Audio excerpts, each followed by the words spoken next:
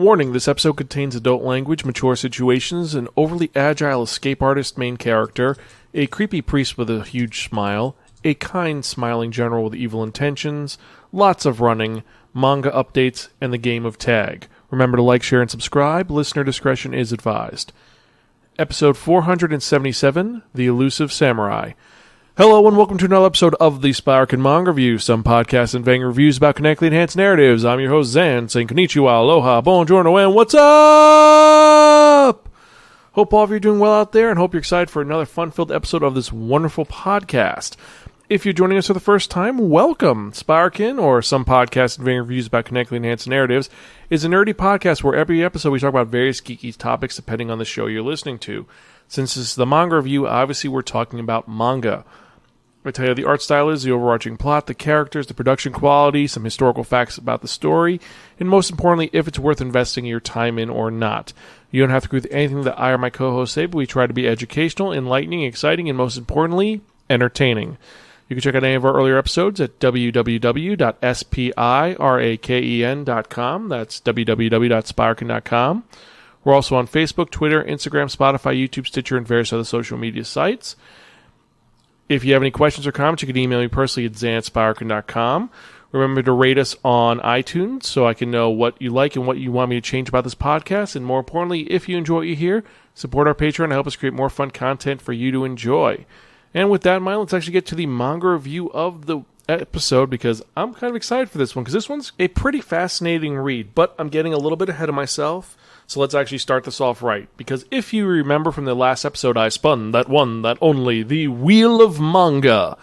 And it dictated unto me that I would be reviewing a manga that was written by Yusei Matsui. Yes, the creator of Assassination Classroom. It's a new series that he's working on. This was published by Shueisha, which means, yes, it's being released here by Viz Media. And more importantly, it's a weekly Shonen Jump title. So this is a shonen series. Started in 2021, it's still coming out. There are 5 volumes, and it is a historical samurai story that's very unique, but also really factual, which is the fascinating part. And this manga is known simply as Nijijosu no Wakagimi, or The Young Lord Who is Skilled at Escaping, but it has been released over the United States as The Elusive Samurai. And this manga is a very intriguing manga that takes place in a specific period of time during the Kenmu Restoration, which is 1333 to 1336. It's during the fall of the Kamakura Shogunate. And we're actually following the last heir of the Kamakura Shogunate, Hojo Takayuki. Now, Takayuki is a young boy who is very kind and sweet. Also, he does not want to do his princely duties at all. He doesn't like studying for his penmanship. He doesn't like studying for archery or swordsmanship, any of that. It turns out every time his teachers try to influence him in some way, he ends up running away. And he's super hard to catch. Like, there's points when they said, yeah, he was gone for 2 days hiding in an armory box so that we couldn't catch him. He has a very high survival instinct, which has come to help him a little bit for shirking his duties.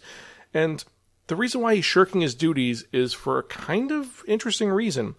It's because he knows he's a puppet regent. He's the de facto future leader of the Kamakura Shogunate, and his father, Hojo Takatoki, is pretty much not in charge. When you see him in the manga, he looks completely drunk.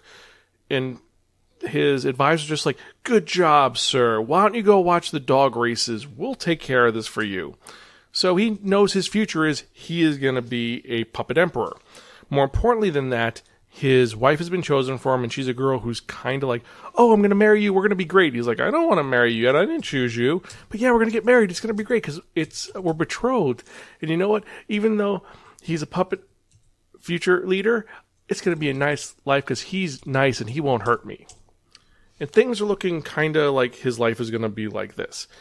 And one day he meets a priest named Showa Yorishige. Now, Yorishige is the Shinto priest from the Shiano province, and he's an ally to the Hojo Clan. And he's also someone who says that he is the god of fortune-telling, because he could tell the future. And whenever he speaks about the future, it kind of is censored. So he says, like, so this is going to happen, and then that's going to happen, and then this is going to happen.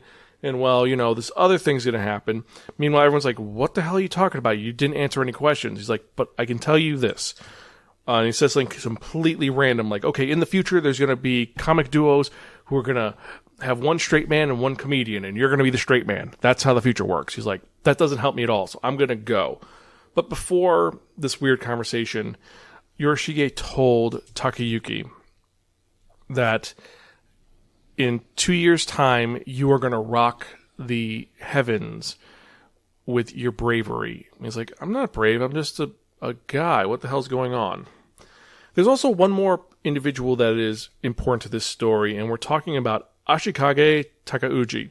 He's the hero of the Kamakura Shogunate. He's a prominent general who has been very faithful and is seen as a very brave individual. They constantly are comparing him to everyone, and they constantly say that, how come Takayuki can't be like Ashikage? He would be so much more beneficial. But Ashikage isn't mean about it. He doesn't brag about it. He seems very humble. At one point he sees Takayuki, says, hi, young lord, you're still really good at playing hide and seek, and that's really admirable. I'm going to go to Kyo, which is the former name for Tokyo, to quell the rebellion with the former emperor, Go Daigo. And I'm going to make sure that things are going to be great for our nation, and then future generations must know of our loyalty to the Hojo Clan. And he seems like this very charismatic hero that everyone will love. Unfortunately, this very charismatic, constantly nice smiling gentleman is holding a lie. 28 days after this conversation occurs, the entire Kamakura Shogunate is destroyed. Turns out that Ashikage was working with Go Daigo to overthrow the nation. And that's what he wanted to do. And he did it in such a systematic way where, first off, the firstborn son of Takatoki Hojo, who is not even in line because he's a concubine son, is beheaded. You have the two major advisors killed instantly. You have the generals, who are the shooting instructor and sword instructor for Takayuki, killed mysteriously in a battle. The entire nation falls apart. Even his fiancée, who is this young girl that's going to marry Takayuki, gets killed just because they want to make sure the family's exterminated. And because of this loss, and since he can have no control over it, Takatoka Hoji, the father, who's the current regent, who is essentially the de facto leader of the shogunate, is like, I'm not dealing with this, I'm not prepared for this, and he ends up committing seppuku and kills himself. So now you have Takayuki, who has lost everything. He has nothing left, and the creepy priest and his assistant shows up and says, listen, I'm sorry for your loss, and I know that things are not going good, but you cannot die. You have to avenge your family, and that is what you must do. And I will take you to the Shinoome province, which is neutral, and they will not attack you there. First, Takayuki's like, no, I'm going to just kill myself. So then Yorishige is like, fine, and throws him to all the people who are revolting, and they say, oh my god, it's the Hojo heir, let's kill him. And instantly, Takayuki uses his elusive nature, his escaping skills, to bounce around everybody, kind of ricochet off of them, and then get back to him and said, what the hell, you were trying to kill me. It's like, you just said you want to die, but you want to live. Your survival instinct's too high. Come with me, and we will make the world tremble at your fear. And I'll tell you why I'm doing this once we retake the Kamakura Shogunate. And that is the beginning of this story, which is about a boy who lost everything, and he's one of the most elusive warriors of all time. And the manga focuses on him trying to gain an army, gain all the abilities, learn how to fight to be the best he can, so he can eventually get revenge on Ashikage, who apparently it's hinting that he's possessed by demons. We're not entirely sure. They don't really get into it. But it's him and Yorishige trying to better themselves. And there are tons of extra characters because Yorishige says, I have 3 retainers who are going to help you out. You have Shizuka, who is my assistant, who is a quick-witted wielder of the secret art. You have Ayako, who is this immensely strong girl who's gifted in various arts. Also, she's a bijo, or a maid. And then you have Kojiro, who's the finest swordsman of his generation, who's going to help Takayuki become the great swordsman he is. it's all three of them on their adventures as they try to take on Ashikage, who wants the family destroyed. He wants the Hojo Clan gone. And as long as Takayuki's alive, this will never happen. Now, this is a very engaging story that is kind of sad because it actually opens up with the loss of his family, and then you're trying to just see him get his revenge. And at first you're like, oh, this is kind of a cool, whimsical story that seems like it could never really happen. Well, it turns out all of it's true. Takayuki Hojo died June 21st, 1353, and was a samurai of the Hojo Clan who fought both for and against the imperial court. His father was Hojo Takatoki, the last shogunate regent and the de facto ruler of the Kamakura Shogonate. So these are all real people. Every single one of them is an actual person. Suwa Yorishige is a major player in history. Also, so is Ashikage Takuji, who becomes a shogunate.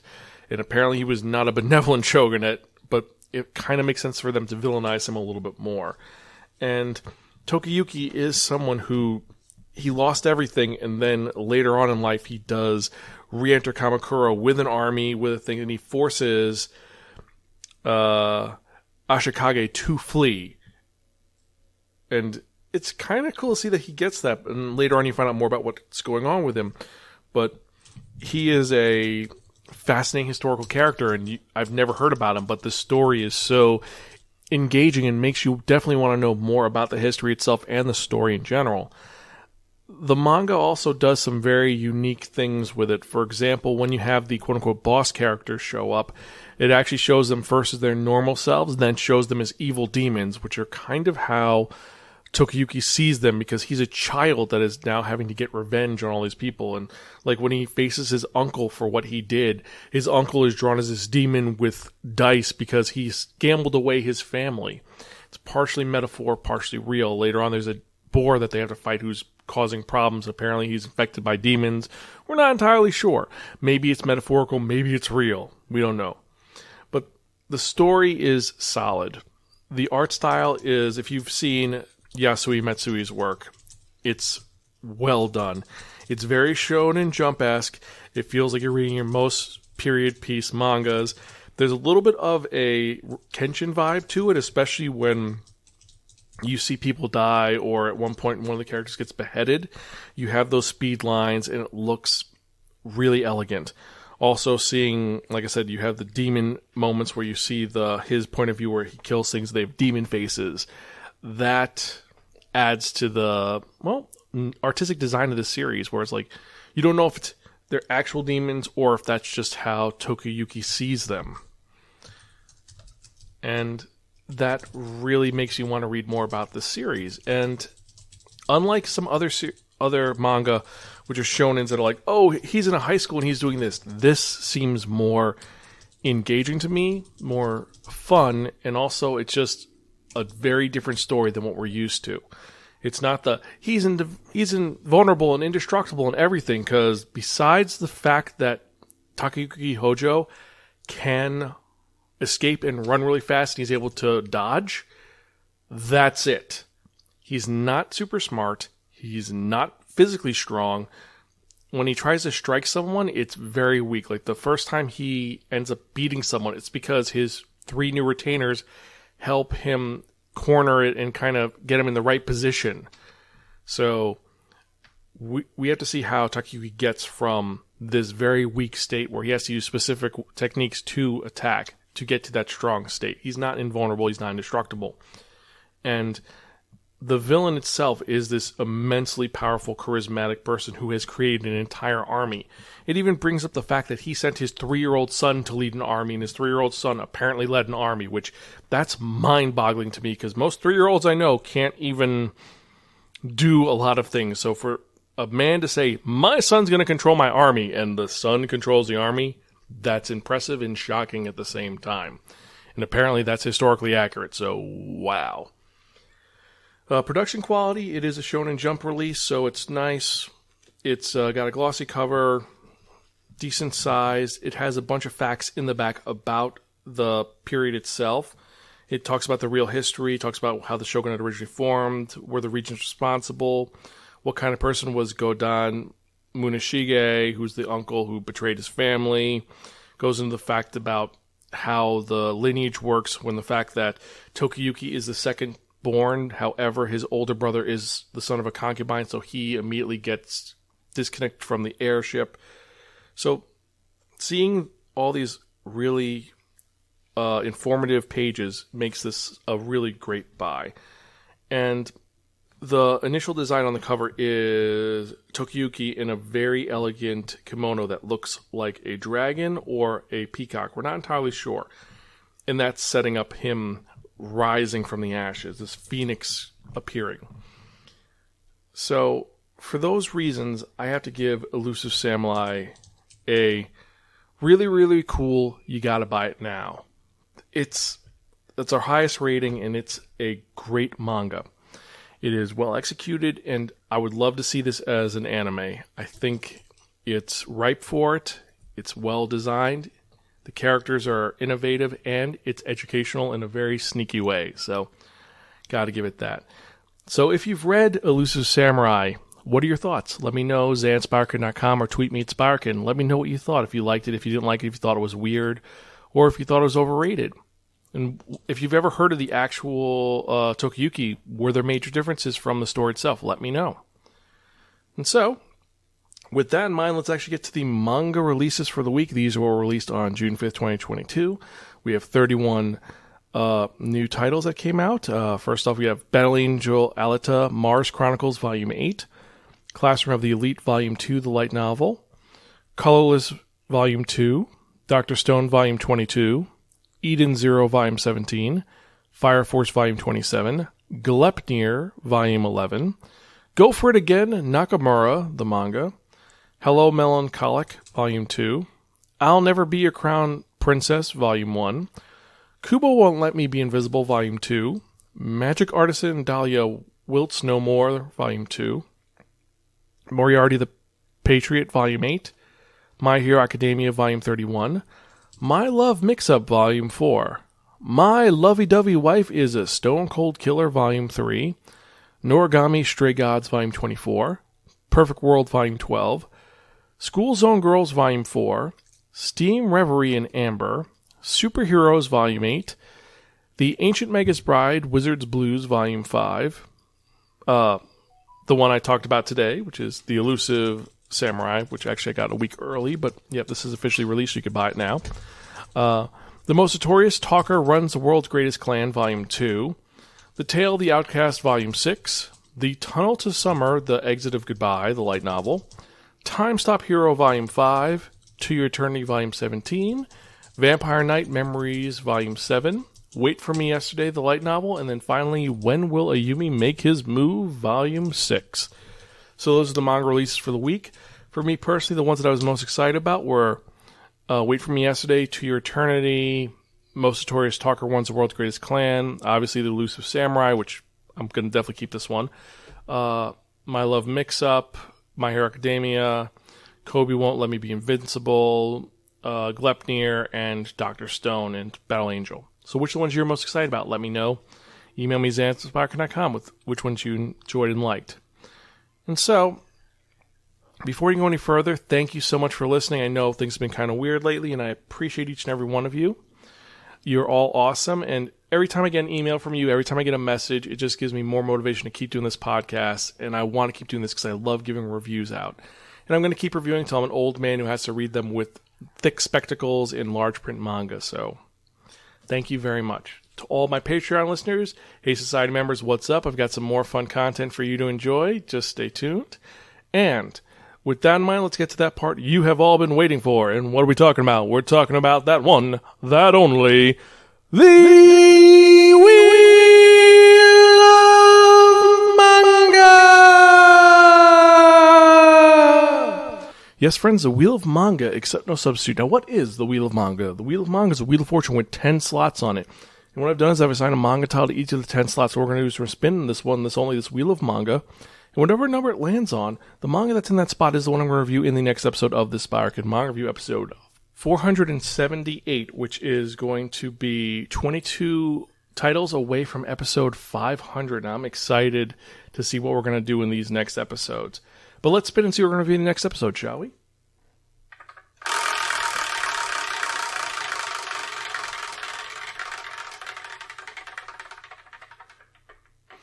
Number 10. So, in the next episode, I'm reviewing a manga which apparently is an isekai called The Exodrive Reincarnation Games All Japan Isekai Battle Tournament. Is it good? Is it bad? Is it complete garbage? I don't know, but it's an isekai that is made by 7 Seas Entertainment, and that's all I know. So we're going to have to wait to see what happens in that episode. But, as usual, thank you so much for listening. Remember to like, share, and subscribe. You're all awesome. And I've been your host, Zan. I'm Gonzville. Catch you guys next time, and keep reading manga. I'll see you later.